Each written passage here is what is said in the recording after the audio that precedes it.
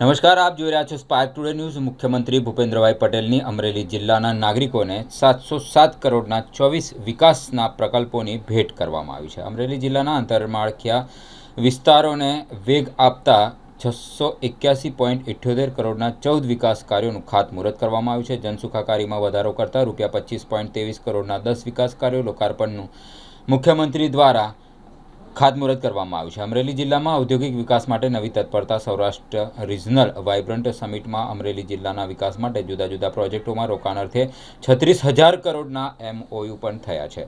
અમરેલી જિલ્લાના વિકાસ માટે રાજ્ય સરકાર ઉદાર હાથે જોઈએ તેટલા નાણાં આપશે। વડાપ્રધાન નરેન્દ્રભાઈ મોદીના દ્રષ્ટિવંત નેતૃત્વથી સમગ્ર દેશમાં ગુજરાત રાજ્ય નાણાકીય વ્યવસ્થાપનમાં ટોચના સ્થાને છે।